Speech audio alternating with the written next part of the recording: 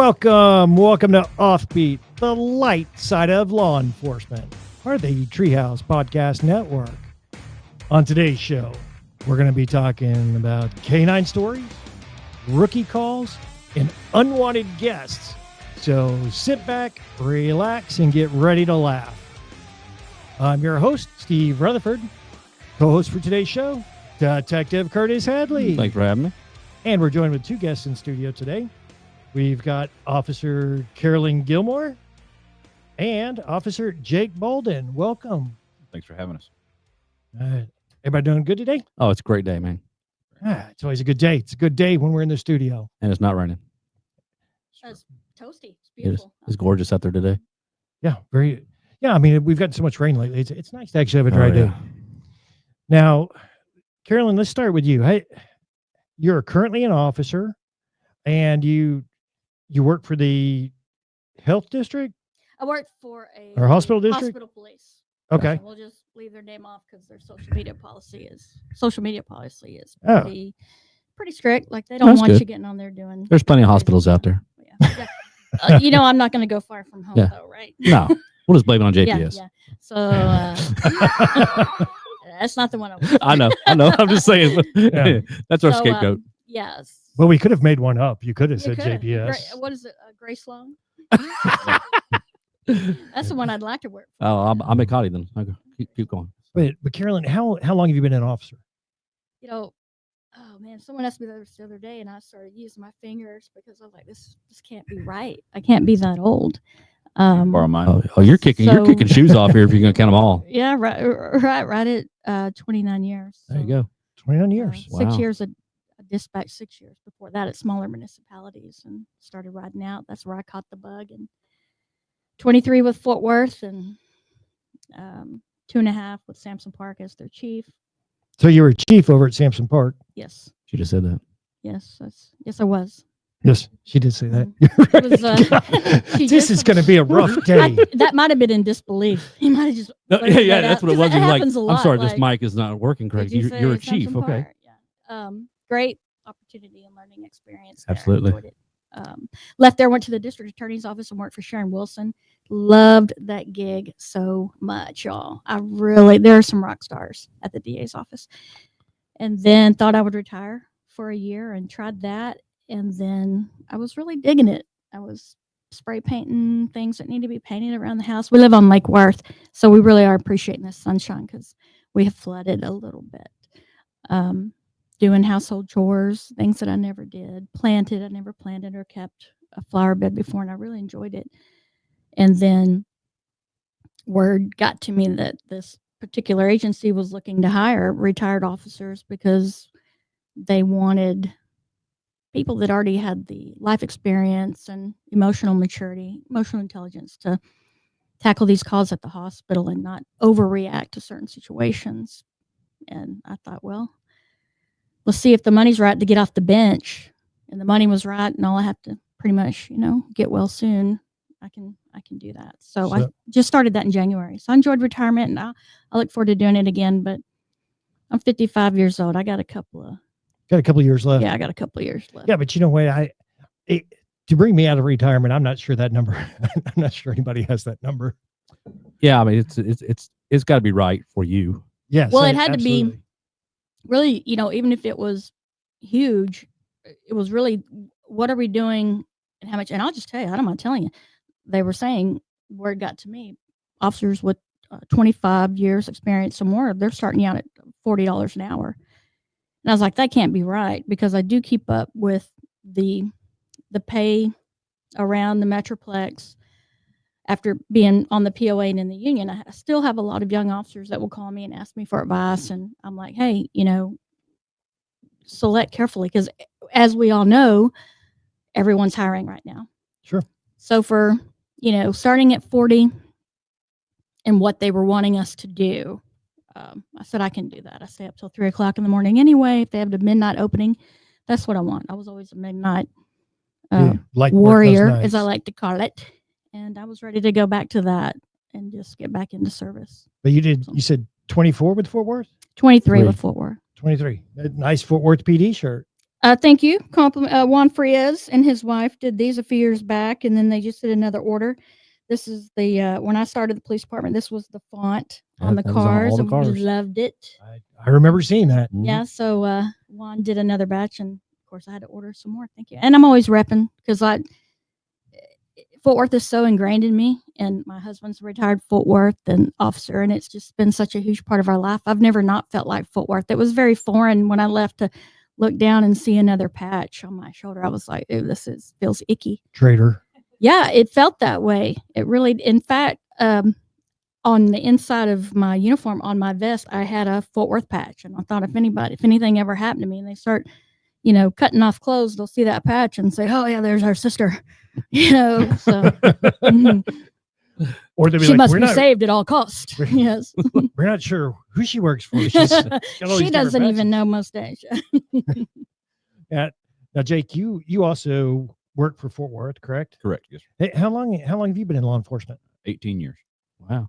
And you're currently a canine officer, correct? Correct. Been assigned to K9 for going on 9 years. Spent the first 10-ish years of my career east side and short north side. And what kind of what breed is your dog? He's a shepherd mal mix. It's hard to find a pure breed anymore, but they kind of crossbreed him. So he's a little bit of both. Get the best of both worlds. I describe him as a 5-year-old on pre-workout. Is how he lived his life. So he's A 5-year-old on pre-workout. Oh, That's yeah. funny. Kind of the mentality he keeps on a daily basis. It's 0 to 90. All the time. so he's got the energy of a Malinois and probably the protector and of the shepherd Yeah, side. the shepherd side, he thinks more about what he does. If you send him if you send a mal into a room, a shepherd will wait for you to open a door. A mal's going to go through the door. That's true. He's just going to knock the door down Correct. or chew his way right on through it. So, any other special opportunities at Fort Worth other than K9? No, I was a street cop for, like I said, about 10 years. I spent the majority, probably 8.5 of that on east side. That's where and I went back to east side when I went to K9. I said I want that side of town. That's where I spent my career, and I like it. And y'all do your rotating shifts now? Y'all used to be primarily midnights, right? We are still midnights, yeah, 8 to 4:30. Yeah, okay. Is there one canine per side of town? Is that how that We don't works have now? enough of us, but yeah, roughly there's one on duty at all times. But every side of town kind of has one roughly assigned to it. Well, I mean, we travel. midnight guys are a special breed, anyways. I was never, absolutely. and then you throw a dog on top of it. You know, Yeah, and I've never known anything but midnights. yeah. See, So- and because that's right, you were midnights in patrol. So I was always an evening person. I couldn't do the midnights. I don't know why. Yeah, it's something. Once you get hooked on that, it's where you want to stay. Well, I'm glad I nicked off the bug. Yeah, and it is. You're right. The midnight canine officers that I came up with through my career, they were workers. Mhm. I mean, they took calls. They would take the sheet. They would take the sheet on a shooting and wait for us, to get there to be able to help them. But they didn't shy away from work, and I'm sure y'all don't either. I'm sure today it's still. Try to carry our weight. And you have a little bit more freedom on midnights to do that stuff. You're not going to be. You don't have a. What would you call like a program scheduled where you have to be at a school or you have to do a We have showcase dog or will travel. something. So Right. Can I don't mean to be No. rude here. I have a question that I haven't had the opportunity to ask it. Now, notice that CIT has dogs as well. What is it CIT that has dogs? There's I've another heard unit of that those. has dogs. They do I've have heard dogs, rumors, but they're emotional dogs. Yeah. They're a what? Emotional. Oh, emotional support dog. Like Yeah, the dogs so- get really sad. No. Just- They're not emotional. Oh, the dogs aren't you know, there well, to cheer up. apparently the They're- unit yeah, stresses so you so you- much you need an emotional Yeah, they're support dog. de-stressing I dogs. always thought if cops had a puppy in the car, it could smooth things over on every call. Make it optional, of course. Make it optional. Puppies are good for everything, right? They really are. Yeah. They really are. But We'll start carrying. so they're not working. No. Not trying to insult anyone that may watch the show that's in CIT. I'm just not clear on that because that does have a purpose, and I respect Oh, yeah. that. It's separate from what we did. But okay, not the same. We're not function. associated and assimilated in any kind of way. Don't train together or anything. Like Uh-uh. It'd Okay. be, I would see there would be a conflict between a therapy dog and a bite dog. No, yeah, it's- because it's those a- bite Basically dogs like need therapy. that. Husband and wife. It's like a husband and wife. Yeah. I have to work with you too. Yeah. This is our dog. His name's Jekyll and Hyde. Yeah. Yeah. My dog's changed hundreds of lives. He's helped a lot of people. Oh, I believe One that. bite at a time. Very therapeutic. They're very intimidating. Yeah, it's called acupuncture. And Jake, in regards to your dog, I'd asked you earlier if there were any interesting canine stories, and you mentioned something about a bite that your dog had one night that didn't turn out to be what you guys thought it was? Well, it wasn't my dog. It was another dog in Okay. the unit that we were on a track, and they were short north side somewhere. Had some burglary suspects that ran in the woods, and the dog was doing his thing. He was clearly an odor, and once they break off into the tree line, you kind of lose sight. You just hope for the best in the end. Let them do their thing. You hear the dog thrashing around, doing his thing, and rocking and rolling. And, He's oh yeah, and we're all as he's on handlers and officers, we're excited. Like this is the moment you work for. Got him. This is what you want. Yeah, I mean, it's kind of like fishing. The line gets real tight. You got something on the hook. So, handler starts bringing it back in, and there's a little resistance, and there's still some fighting, some thrashing, and our assist officers are ready to take hands on as soon as the suspect gets out of the woods with the dog, wearing the dog. And anyway, it kind of breaks through the darkness, and the flashlights hit and thrashing, and it's a raccoon. The dog's fighting a raccoon. So Hey, he still had a mask on. well, we got a burglar, just more of a That was cartoon the kind of burglar. He's a cat burglar. Yeah. So it happens. I want to share a story with you and I don't know what y'all's training. I've never had canine training, and I've never desired to go to canine. But when I was a young officer, we, like I said, and badass, I love that word. Somebody say that. Our 2 midnight officers back in those days were just badass. They were all over the place. And I was in ECT then, and a couple of and I know I can't say people's names without their permission, so I won't, but they know who they are, and I'm not selling them short. One is a lieutenant now, always into something. And he had chased a guy out of 2100 East Berry, which at the time was called Spring Chase Apartments, and we called it Foot Chase Apartments. Mm-hmm. Because it was always Yeah. gonna go down. He was on foot, and this guy passed him. And when he turned to look at the guy that passed him, he saw a MAC-10 in the back of his pants. So he gave chase. The guy ran across the street over in the Glen Garden area in that city park. He was in there thick. So we called for a canine, and I'm just like, oh, this is gonna be so cool. I had this idea of what canine did, and realized I did not have any idea what the protocol was for a canine. I'm thinking the dog's getting out, barking, their chest bumping, it's about to go down. Well, the canine officer, before he even got the dog out of the car, he just walked near, where's the last place y'all saw him? And, we pointed in that direction.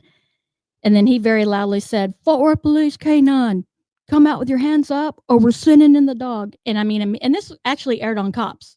This segment aired on, and he just, boom, came out, hands up. And I'm like, oh, the dog didn't even get out of the car. It was really broke my heart. But, from that, I was on a call a couple of weeks later. We had an individual in a garage. We had called for canine, but while I was waiting at the door, gun out, waiting, I thought, Fort Worth Police Canine, come out with your hands up, or we're sending in the dog. And the dude was like, I'm right here. It works. It works a lot. It works a lot. And I was like, whoa. And the guy that was on called me. He goes, what made you think to do that? Just thought of it. But I was just as shocked that the guy came out. And I was like, oh my gosh. We used to do the same They fear thing. that dog. We would do the same thing, but we'd have somebody in the back going, damn boy, Lutz. Lutz. It's like, oh, that guy knows German. He's got a dog. It must be real.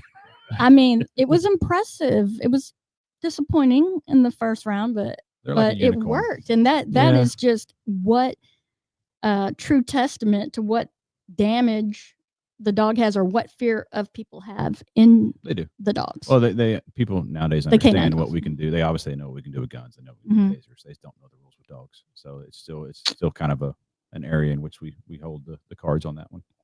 It's pretty cool, pretty impressive. Well, and since you mentioned Foot Chase Apartments, we can touch on this. I mean, we don't typically talk about politics on the show. Right, Curtis? I mean, no. It's never fun. We avoid politics. But let's dive into this the First Amendment, because I understand, Jake, you've got a story in regards to separation of church and state. Well, interestingly enough, that Carolyn, she might be able. This is her generation that I learned this from. It's an old East Side rumor that we were taught that due to the separation of church and state, that you could not arrest somebody if they were on church grounds. Okay, wait. So due to separation of church and state, you cannot arrest somebody if they're on church grounds. There was some street officers, Somebody perpetuated Some this. East Side officers have started this rumor years before me, apparently, and I've seen it work twice throughout my early career. That if they would run to it on East Side, about every third house is a church. So they felt as if they could get to church grounds, they were safe, and it was all bets were off. You couldn't arrest them. Yeah, you can't touch me. Yeah, you can't in the touch church me. Oh no, parking it's lot. like tag. It's like tag. Yeah. Like, oh, I'm on base. I'm on base. It was home base. They could make it there. claiming sanctuary. So I can vouch for at least 2 instances where somebody would run 2 or 3 houses or half a block and stop in the middle of a parking lot and say "ha ha," and then they would just promptly Get rolled. pummeled. Yeah. So No, man, I'm on church property, bro. But there were some old East Siders that taught me that when I hired on, and like I said, I saw it at least twice in my career. So I don't know if the rumor still I've never exists, heard that. I've never heard that rumor. That's great. I But could I- list I- names, and you would say yes. I believe where it came from. Yeah, but I will tell you that it's so funny because the same guy that was chasing, same officer was chasing a guy in Spring Chase. He came over from Northside. He was a go-getter, and he was actually my academy classmate. I knew he was a go-getter, and we were what we call Short South Side, Evans, Rosedale, Irma, all those streets up there. And I told him, I said, look, man, it is imperative that you know where you're at, because you are a go-getter, and it's not a matter of if, it's a matter of when. You're going to get into something, and we need to know where you're at. Look for landmarks, and your landmark cannot be a church.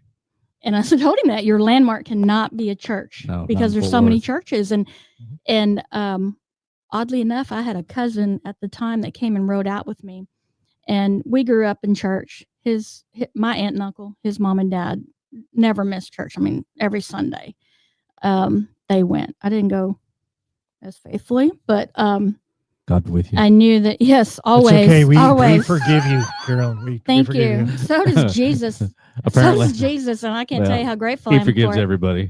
But this was just one of those moments. I never gave it much thought. And so he was about 19 or 20, and he was like, he grew up North Fort Worth. He was like, man, there's like a church on every corner over here. Why is that? And I don't know what made me think of it, but just without hesitation, I was like, because the devil's busy over here. The devil is so busy Yes. over here. And we really do need a church on every corner in that Either that or a neighborhood. 7-Eleven, one of the two. Yeah. Well, 7-Eleven comes in handy for sure, but I've but seen you're both right. in The one building. people they underestimate when we say there's a church in every corner. There is. Literally a church is. on Yes. every I corner. mean, it's the Bible Belt first off, but yes, in Mhm. Fort Worth, when I first went to work there, it was like you said, you didn't just say, "Hey, I'm at the church." I'm at the Lord Mothers of Mercy, because if you didn't tell them where you're at, they'd be at the wrong church Yeah. trying to help you. Did you say? And what's- Lord, what's- Mother I didn't know. Yeah. The Immaculate Mother. I don't know. There's Immaculate a million Mother. of them. I mean, If you look it up, it's I out would be interested to go Lord, back and Mothers of Mercy. it'd be interesting to go back and find out what year every church was established, because in that area of Morningside and that short north side in the early 1940s and 50s and Pauley, that was a very affluent area of Oh, yeah. Fort Worth. And I would be curious when they started springing up everywhere. Well, now I'm curious because, Jake, when you mentioned that bad guys or suspects, if you will, would run to a parking lot thinking that they are now safe, run to a church property. I mean, did bad guy run down the street and he was like, which one I want to go to? Most of those guys are non-denominational. They don't really care. I mean, at that point. Yeah, it's any safe harbor. absolutely. Literally Okay. trying to get I could be saved. Lutheran and Catholic all in the same. Right. I guarantee you, if I thought it was gonna get me out of going to jail. Anything, Yeah. anything to get out of going to jail, right? You're listening to Offbeat, the light side of law enforcement. Visit us online at offbeatcopshow.com. Let's talk to Daniel Cook now from Cook DFW Roofing and Restoration. 833 Cook DFW is the phone number. The website, cookdfw.com. How are you, Daniel? Steve, doing great, man. Thank you very much. Now, what are some things that homeowners should look for to let them know that they might have roof damage and they need to call a professional? Well, I mean, there's so many things that you can notice in your home, but I mean, most importantly, you should have your property inspected once a year. And I know that sounds like a lot, but based on our weather patterns, our heat, our cold, our high winds, excessive hail, you need to have your roof checked out. You need to have your property checked out once a year. That's very simple. We provide those services. We come out. It's complimentary. We do the roof inspection. We look for any kind of potential flashing problems, penetration problems, missing shingles, loose shingles. And then we look at your gutters. We look at your drainage. We look at your windows.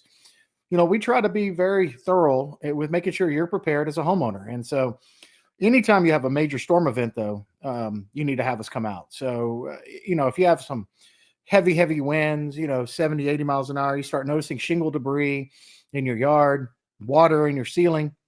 Those are common things, but annually at the very minimal is the best thing to do to protect your home, protect your investment, protect your family. And again, you say have your house inspected, have your roof inspected once a year. And you mentioned that at Cook DFW Roofing and Restoration, you guys offer that completely free. Absolutely, Steve. It's not that big of a deal for us to come out. We overlook the property. Again, we just want to make sure it's safe. You don't get any surprises, and we will show you exactly how your home is working out and aging. And if you do that, you'd be surprised how much longer everything lasts. Give Daniel a call at Cook DFW Roofing and Restoration for any of those roofing, remodeling, or restoration needs. The number is 833-COOK-DFW, and the website, cookdfw.com. Be sure to ask about their free first responder upgrade. Hi, this is Joanne Jackson. My husband, Dallas Police Officer Brian Jackson, gave his life serving the city of Dallas in 2005. The RMS Treehouse Listeners Foundation supports the families of Dallas and Fort Worth area police officers and firefighters who have selflessly fallen in the line of duty. To donate, please visit offbeatcopshow.com or treehouseonair.com and click on the link.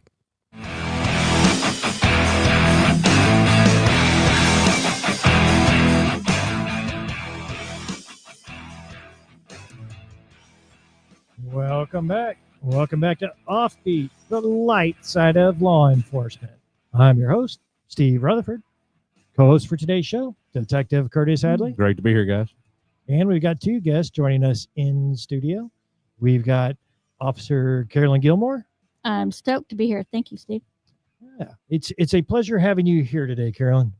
Oh, wow. A pleasure. A pleasure. That is like no one's, I don't think, ever told me I was a pleasure to have anywhere. So thank you. You've never been a pleasure to be around? I'm sure I have been a pleasure. But sometimes people, my overly optimistic attitude towards everything turns out can be annoying. Oh, yeah. No way. That's It what happened. my, I bet Jake thinks it now because he didn't get introduced. It's okay. Yeah, we're moving to Jake. she's moving on. still going. And and to my left. Stage good. left, boys. And our other guest here today, we've got Officer Jake Bouldin. Yeah, I appreciate y'all having me out. Absolutely. Now, this segment of Offbeat sponsored by our good friends at Alexander Financial Management. If you have questions about retirement planning, investment strategies, life insurance, or estate planning, check out Alexander Financial Management at alexfm.com. I'm going to need that number, Alexander Financial. I need to retire one day. You need to retire. Yeah, you need to stay retired. The fifth time? Yeah. You've retired before. You just, Like twice. you should be pretty good at it by now. I am. Well, not at staying retired. I can say you're not good at it if you're working right now. So, I don't know. I'm going to strive towards excellence in retirement. Third time's a charm, right? Absolutely. Steve's just showing off his one retirement, gig. I'm an amateur. I only have one retirement. My under husband belt. would say he's a rock star because he brags on his one-time retirement all the time. One and done, baby. That's what it's about. Oh, okay. Where are we at? The one and done is highly recommended. I will tell you that. Okay. Again, moving on to our other guest. Jake, you're a K-9 officer with Fort Worth, and I understand you've got a foundation. Correct. We have a Fort Worth Canine Support Group that helps to fund the retirement for the dogs because once they're retired, the city cuts ties with them. So all the medical expenses and everything that's associated with it becomes the responsibility of the handler. So we created a 501c3 that helps to offset those costs for medical, food, supplies, what might be needed for the animals, because they spent their whole 7 to 9 years working as athletes. They put themselves out there, wearing themselves down, beating themselves up, and we want to make sure their retirement is comfortable as can be. So we just helps with the So like a pension, but essentially that something makes like that. sense. It just helps us out, helps the dogs out mainly, is because especially like for myself, my dog's set to retire this year, so I will retire him and I'll take another dog. So I'll have 2 dogs at the house, and he becomes a house dog at that point and living his best life as a retired dog. But in his mind, he's not retired. He's always working. So to slow them down, takes a little bit of work, and they end up usually having some, like all of us when we get older, bumps and bruises. A 9-10-year-old retired police dog's been through a lot. He still has joke. We make jokes. My girls do. He has nightmares. He'll sit in the living room. You can hear him barking and whining in the middle of the night while he's sleeping. He's worked a hard life. He's worked a good life. Yeah. So just want to make I sure had they're actually met a handler one time that said that they retired a dog and then had a new dog, and said the old dog got a little depressed every day he was leaving for work with the new dog. No, they will. And she said literally about once a week I would go get the old dog and put him in the back seat and drive around the block 3 or 4 times just to keep him motivated, because like I said, that's their whole life. I mean, that's 7 to 9 years they're doing. That's their whole life. We'll try to bring these dogs out, a year or so after retirement, just back out to training so they can be in the environment. And they don't ever turn it off. They don't know they're not working. Yeah. He knows come 8 o'clock at night, it's time to load up. Do y'all have a social media? Yeah, we do. It's I'm gonna make sure I get it correct here. It's Fort Worth Patrol Canine Support. We have Instagram and social media. There's a link on there. We have merchandise and we do hold events. Do you have MySpace? We're working on it. It's hard to get it loaded. But that is a 501c3. Correct. It is. Oh, tax deductible. 100% it is. All our merchandise that we have, 100% of the proceeds go to us. It's a good Go spread direct too. to I that. saw the spread a couple weeks ago. A really good spread. And Nice we're kind of getting it rolling. We're going to have a couple more meet and greets and some charity events that people are helping host. We're going to do a golf tournament pretty soon. And so follow the page. That's where we're getting that rolling and getting it, all the information will be there for what you need. I mean, I never thought about that once. I mean, sure, most of the time, I'm not going to say every time, but most of the time the dog's retired and goes on to live with a handler for the remainder of his life, but never thought of a pension per se. Retirement. It's a retirement fund for them. Because like I said, they take them to a vet nowadays probably cost you $300-400 just to walk in the door and have a vet look at them. The big thing is teeth with these dogs and joints and stuff. I mean, they do so much bite work over their career that they deteriorate their teeth and they either get replaced or they need to be taken out altogether, or in their joints and things like that, like the shots they get to receive, like we do for arthritis. I mean, it's just How does that work now when you take them for veterinarian care while they're in service? Oh, the dogs have better health care than officers do. The bills go. Oh yeah, to the city covers it all. They don't question anything. You can walk a dog in there and they'll fix. We have dogs with full titanium teeth and whatever. Doggy dentures. Oh, pretty much, yeah. I was just thinking, you mentioned bringing some of the retired dogs out to training every now and then, and even sticking them in a car and taking them around the block. Why does my retiree qualification? You want me to do that with you, Steve? I can come get you once a week. You ride with me if that makes you feel better. I mean, really, Curtis just drives him around the block I'll a just couple drive of around the times. block. I will roll the window down. You want to lick the window and stuff? Look at him, just a good boy. Just hold your head out the window. Keep your seatbelt on. But yeah, I mean that was kind of what was coming to my mind when you mentioned that. I'm thinking, well, as retirees, we have to go qualify once a year. It's kind of like kicking the dust off and bringing the old guys out to the range. Mm-hmm. That's the same thing. I mean, we'll have retirees stop by the office every so often, just get a little recharge the batteries. Talk about the old days. Breathe in that air a little bit that you remember so much. But get to walk away from. Might not be good air, but that's the good thing is that when you're all said and done, he's like, "See you, boys," and you're right back out the door, and we're still on call. So, well, you talk about breathing the good air, Curtis. I don't want to ride in the squad car with you because if you remember some of our first episodes, that's the silent killer called flatulence. Yeah, you release some. You do that with a partner in the car. Absolutely, it's a rite of passage. Yeah, no, I'm good. It happens. Yeah. I ride around with a dog all night. What do you think? I think I'd just have to pass on riding with. I did pass. Yeah. No, it was gas, because though. if I smell someone else's gas, I'm gonna throw up. The thought of even smelling someone else's, like I can smell all kinds of odors. They don't always smell. I've already let 4 out while we're sitting here. So well, mine never smell. But I'm just saying this could be a challenge, Curtis. Right? It's like the thought of it makes me like throw up. I can smell all kinds of smells and yucky, but I don't want to do that. So everybody else's flatulence smells bad, but yours does not. Oh, it's true. Yeah. Yeah, because typically women, we don't do that. But when we do, it's like sprinkles.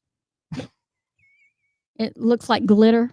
We're getting a glimpse into something. I'm not sure I want to. I don't know if this is gonna work out well. You know, my let's keep that husband, my book closed, husband Carolyn. never does that in front of me. So- He never. He have I heard it? Yes, but does he do it? No, he won't. He's a complete gentleman in certain areas, and that's one of the things. And I So- think he's doing that. You know how you do behavior because you want it to be reciprocated. I think he's tired of seeing the glitter everywhere around the house. So, okay, just to make sure I didn't misunderstand this, when you pass gas, it's like sprinkles of glitter. Unicorn farts. Unicorn farts, yes. Wow. We don't say fart. We say toot. Toot. Yeah, a little poop. A little Yeah, they don't. Yeah, toot. women don't fart. But you know what? I don't know if I would have robbed you, but you remind me of some of you may remember Phil South, Sergeant Phil South in George District. Hilarious dude. And we used to get the worksheets before roll call that showed you who you were partnering up with, if you were partnering up with. And this dude, one night, we all get to roll call and the worksheets in front of us, and we're all looking at it. We start looking at each other. He had partnered up pretty much everybody that didn't kind of like each other. Not like, but you know, like one female with a guy that was, you know, creep factor. One, you know, the sleepy guy got partnered up with me where, you know, you're getting no sleep. I mean, it was just it was so odd. And we're all looking, not wanting to say anything because we did like our teammates. And as soon as he said, you know, his final roll call, you know, go out there, be careful, all the chairs backed up very quickly. People start marching to the sergeant's office. And he's in there just laughing his butt off. And he's like, that's not the real worksheet. I knew all y'all were going to get your panties in a wad. And he, you know, and gave us the real worksheet. But he's like, that got a better response than I ever thought it would.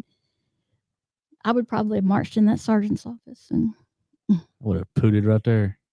Yeah. would have- why? You got to set the bar Why wouldn't you Judy- say pull Judy. over? Let's stop and get a drink and go, you know.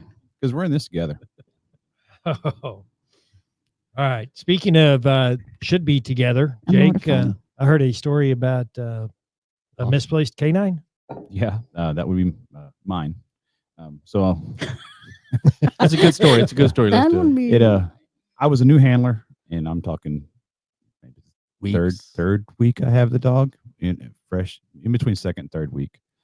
He finally earned what I thought would be some backyard free time outside. Although all of them have a 10x10 kennel in the backyard in which they stay. So I gave him his free time. He was doing his thing, and everything was great.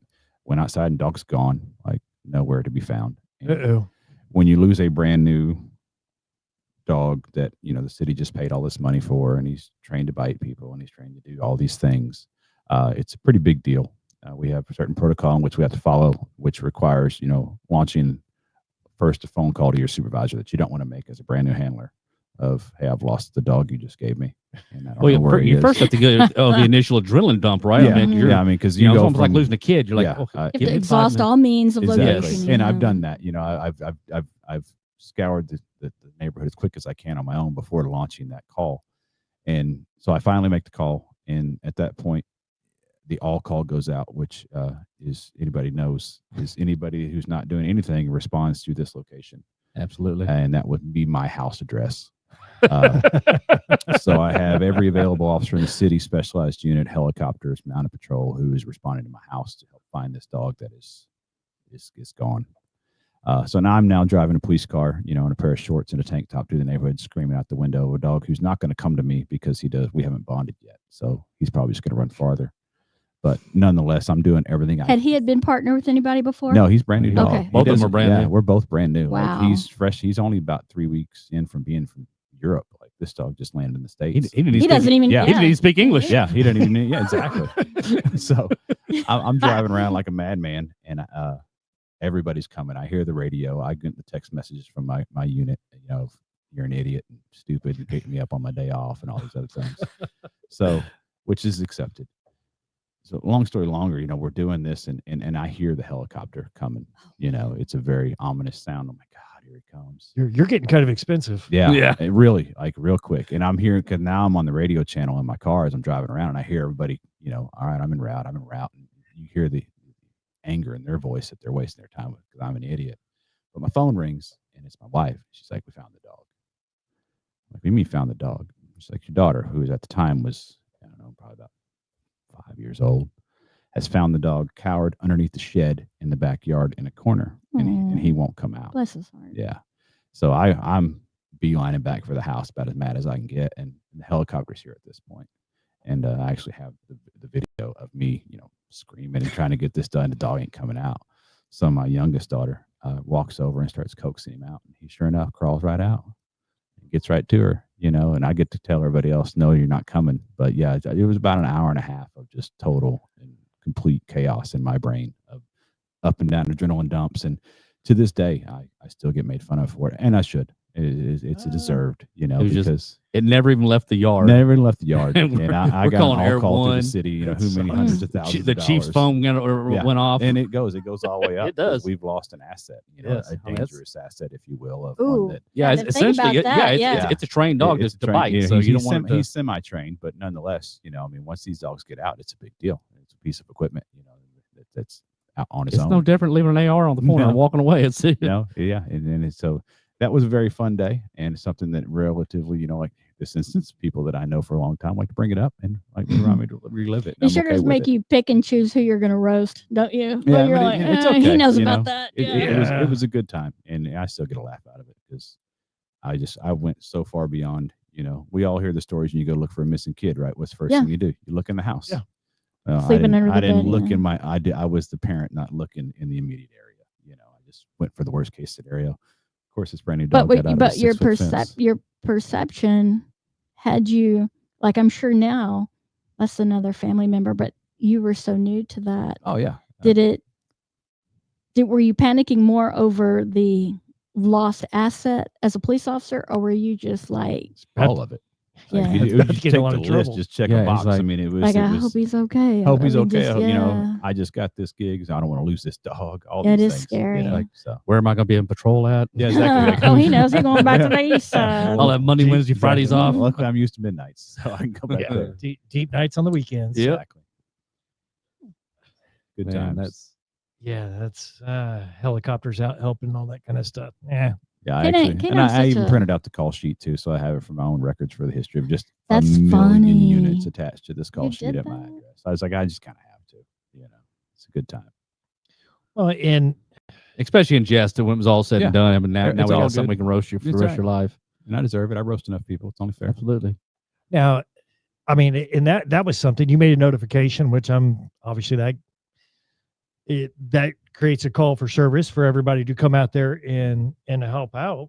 Have you ever helped out on any other calls for service? There was a time when we working in patrol on east side that I can. Your I can mic, sir. there you go. I can say that we were asked to do some more preventative patrol in the area and make sure that we were answering calls for service that were there, and may or may not have enjoyed the calls of service that were there, so we generated our own. And so you're making your own calls for service. yeah, I don't know if y'all really remember the screaming goat that was so popular years ago. Oh, yeah. That was all over the place. Well, there was a particular area within this side of town in which that you could get up in a vehicle and be over Like on a everything. hillside. Yeah, hillside. And so my partner and I, who at the time, we had the bright idea that we'll just see what a screaming goat sounds like over a PA in an elevated position.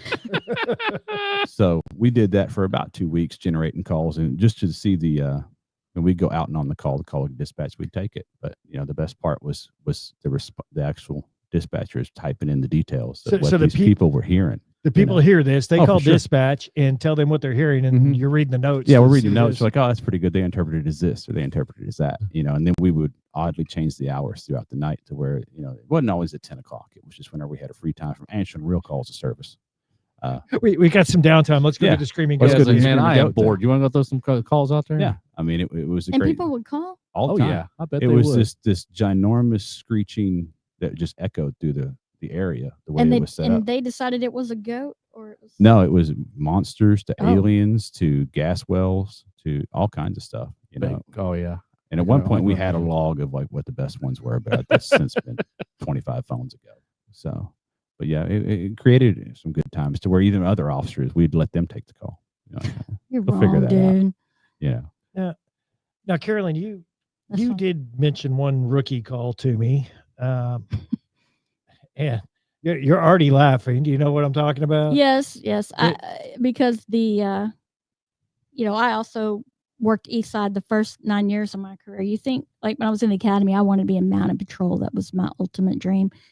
I didn't know that I was really a crime fighter until I got assigned to the East Side. And I took about a year for me anyway, everyone's different, but when you're finally cut loose and you're getting your confidence and pieces are coming together, you're not having to ask a lot of questions to coworkers. And that's how it was back then. We were told to always work it out with a coworker. Don't be calling your sergeant for every little thing. Sure. But around that year mark, I was getting really confident. But that first, 10, 12 months was a learning experience, like responding to the community, how they're responding to you, fellow officers that you don't know on a personal level, making calls with them, not knowing what the heck they're saying sometimes, if they're even allowed to say it. But, I always tried to be professional and just, if it was solving the issue at hand, then I'd go along with it. But there was an officer that was always got complained on this shift, and I had not made any calls with him before. I didn't know what he was getting complained about. He seemed, his uniform always looked squared away, always, well groomed. I mean, just looked like a squared away officer, very polite around the sector and stuff. So I got dispatched on a domestic disturbance with him, a 15, and the female was pregnant. And since I'm an assist, if you don't know someone well, for those that aren't in the police business, if we kind of know each other, I might say, hey, Jake, just let me know whatever you want me to do. I'm here for you. And he knows that, and he may assign me to something. But if you don't know someone, you're not really sure where to interject. And he's in his spill with the victim, and you're not really sure. I don't want to interrupt him because I don't know him. I don't know how he's going to take that. But just out of the blue, he just looks over at me and says, and I don't want to imitate his voice because I don't want anyone to be offended by my imitation of the voice, but I would just say it was very country, very, very rednecky country. Rednecky. That's a word. It's a word. Rednecky. So I'll do a little bit of the voice. Just, I always say names make stories better, but really maybe just the voice. And we don't even know each other. We've never even had a conversation. And he's like, hey, you got a kid, right? I'm like, yes. He's like, so you've been pregnant before. And now I'm thinking, okay, this guy. Where are we going with this? Kind of sharp, right? I said, yes. He turned back and looked at the victim, and he says, I'm sure Officer Gilmore here can attest that you women, when you're pregnant, you're just not in your right mind. And I was just, I can't imagine where his complaints were coming from. Right. He was dead serious. And I was just like, I was speechless, which I'm not often. And I was like, and the victim bought totally into it. She says, maybe I'm not feeling well. And I thought, well, if it's going to accomplish the goal of this call, then I'm going to go with it. Afterwards I did tell him, dude, don't do that to me. Don't, that is, and by the way, we're not crazy when we're pregnant, not all the time, don't generalize us in there. That's the equivalent of saying, calm down. Right. But you learn so much, not just, about, what you learned in the academy. You're on the street trying to apply the law and fight crime. You're learning, how to work with individuals that have been taught 3 or 4 different ways from each FTO. I have a rookie officer that we took on a call one time. He looked new, like you're talking about, and the lady said he's so young, like a fetus. So to this day, that's his nickname. Fetus? That's the worst one I've heard. I've heard a lot. Awesome. I've heard a lot of nicknames. That's the worst one. So he wears that with pride now. Yeah. I think I was called Snowflake at one time in the neighborhood. Well, I think we're gonna go with sprinkles from now on. Oh, no. Agreed. All right.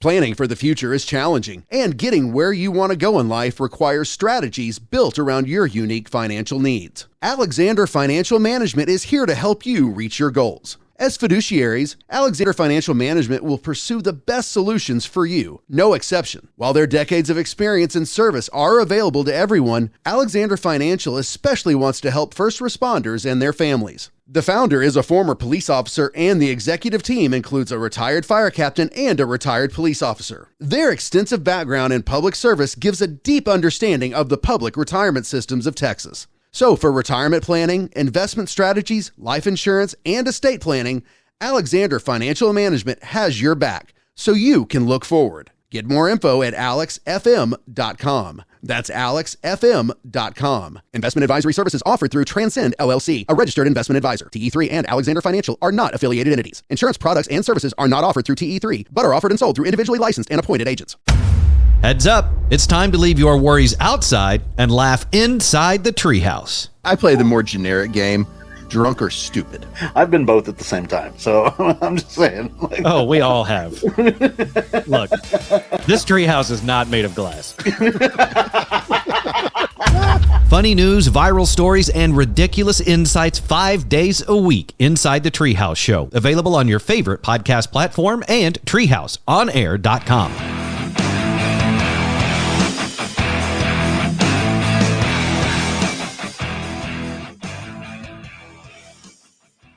Welcome back. Welcome back to Offbeat, the light side of law enforcement. We've got two guests joining us today. We've got Officer Carolynn Gilmore. Hi, y'all. And Officer Jake Bouldin. I'm doing it again. If you have not checked out the website, check it out. That's offbeatcopshow.com. Again, offbeatcopshow.com. There on the website, you can listen to all episodes, as well as at the top of our website, there is a link to the RMS Treehouse Listeners Foundation. The foundation created many years ago to provide financial assistance to the surviving family members of our fallen police officers and firefighters here in the Dallas-Fort Worth area, covering 10 counties. Very, very important foundation. Again, that assists the surviving family members of those officers and firefighters tragically lost in the line of duty. Also on the website, there's a little microphone button on there. If you click on that microphone button, you can leave us a voicemail message. If you've got a story you'd like us to share on the show, then just click on that button, say your name, where you're from, and share your story with us, and we'll share it on the show. Check us out on Facebook and Instagram, as well as you can watch the show on YouTube. Give us a like, a share, hit subscribe, all that good stuff. If you are an officer and you do want to come on the show, be a guest on the show, then send us an email at offbeatcopshow@gmail.com. Again, that's offbeatcopshow@gmail.com. Jake, you, I understand you have answered a call regarding unwanted guests in a residence. You could say so. Yeah. Unexpected. Very unexpected. It goes back at this point, probably 15-ish years ago or more. Back before we had all these other units that dealt with, mental health and these things, it was basically up to the beat officer and then the MPO, if you will, of the area. We had a lot of beat integrity back then, to where if the call was on your beat, you took care of it. You knew the people on your beat and your regulars. This lady, God bless her, she was in her mid 80s at the time. She called in one day and, she just swore somebody broke into her house. So we went over there and checked it out. She didn't have anything missing, nothing like that. She kind of took an initial info report because there wasn't a criminal offense we could find. But nonetheless, we, checked her house and put her, hey, we'd come by and check on you every once in a while. Next day we came in, we were told she called during the day. And the day shift officer went out there and, did the same thing. Had some weird stuff, had some socks on the floor, with some food dishes left in the sink is what her complaint was. And that, she's baffled by this. So about the third or fourth time this happened, we got family involved, reached out, found out who they were, got a hold of the MPO, said, maybe you need to come out here and, do a little intervention, get with your mom and grandma and see what you could do for her. Because we think she's having some mental episodes. Yeah. She's finding dishes. Yeah. In the she's sink finding dishes in the sink, socks. She said there was hair in the bathtub that wasn't hers. Okay. Things of this nature. How old is she? In her mid 80s ish. Okay. I think about 82 to 84, somewhere around there. Had smells in her house too. She's like, it smells like a man in my house. And we're thinking she's, used to be married, maybe having some episodes of her man ex. smell. 'Cause I forget how long ago he had passed away. Didn't smell like sprinkles. No, not sprinkles. No, not sprinkles of any sort. Sprinkles really don't have a real They have definitive smell. They have Smell a like- smell. We just don't say I it. digress. Go ahead. Smell like the There, Jay. roses. So we're dealing with this kind of lady off and on for about 2 weeks, and the intervention, I guess, somewhat had helped with the NPO and the family, and they'd got her some baby monitors to where she could That's a great get an app on her idea. phone, put it in her house. Because at this point, the next step here has to be some type of institutionalized. I mean, because clearly she just Yeah. can't take care of herself anymore. Because there was, I think altogether, if I'm not mistaken, at least 7 calls for service to this address for this type of scenario: food in the sink, food missing, laundry on the floor, hair in the tub. You got to find a solution. Yeah, there has to be something here. Either she's doing this or whatever. So, we're giving all the resources we have at the time, and with the family's help. So about that second week that my assist officer and I went out there, we were all on a first name basis, so on and so forth. And she said, look, she got with her family. She said, here's what we're going to do. She had a timeline in which she worked. She still worked at a bank, even at her age, like a part-time gig. So these things would happen throughout the day, she said, while she was gone. So within one of her time frames that she normally was gone, she had officers come over, which I was an evening shift officer at the point, so we were able to get over there. So we went over and waited, and sure enough, she's sitting down the street with her daughter in the car, and she calls and says, there's somebody in my house. I'm watching them on camera. Oh. Game on, brother. Yeah, we're like, all right, so we get the call. We, obviously it's a priority 1 call. We rush over. They're like, I'm surprised they sent it at priority 1 because there's so many calls for service, people don't, Right. it looks questionable. Nonetheless, it was. So we get over there and she's like, look, she shows us on this little, it wasn't an app. It was actually a monitor, a handheld monitor. She's like, he's in my house. There's a gentleman in my house. So she hands us the keys.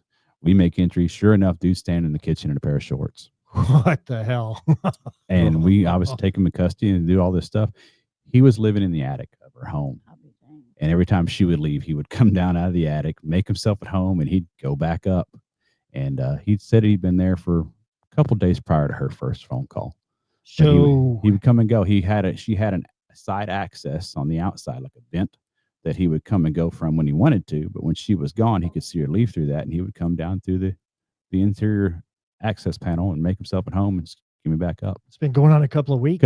Yeah, it was wintertime. It wasn't warm outside, so he was probably tolerable up there because she had one of those walkable old houses with the walkable attic, and he was just making himself at home, hanging out for a couple of weeks. Was he homeless or he Yeah, just? he homeless No, he guy. had a home. He had an attic. Yeah, he had a home. He I fully moved in. mean, it's just by the grace of God, he didn't start like, "Hey guys, come over here and live No, with me." he in the just, attic." I guess, he was. A whole group of them. He Come was, over to my crib. he was a mental health consumer himself, but nonetheless, Wow. it was one of those things of she was on the verge of I'll her, tell you and her now, family checking her in, and she wasn't crazy. the next thing would be a God for sale love her. sign in that front yard. And I'd be like, I couldn't live here. I think she moved, period, just because she couldn't stay in the house anymore, of knowing that the residual of someone has the ability to come and go. Varmints in your attic. Yeah, but it was a full blown man, coming in and out. That is so scary to Yeah. think about. That's that. creepy. Oh, And we felt bad because we're in the back Calling of her our crazy. minds, calling her crazy, not Mhm. believing. Even her family, we got the family on the side of it. Yeah, she may be losing it. No, she wasn't. She knew what she was talking about. Somebody was in that house,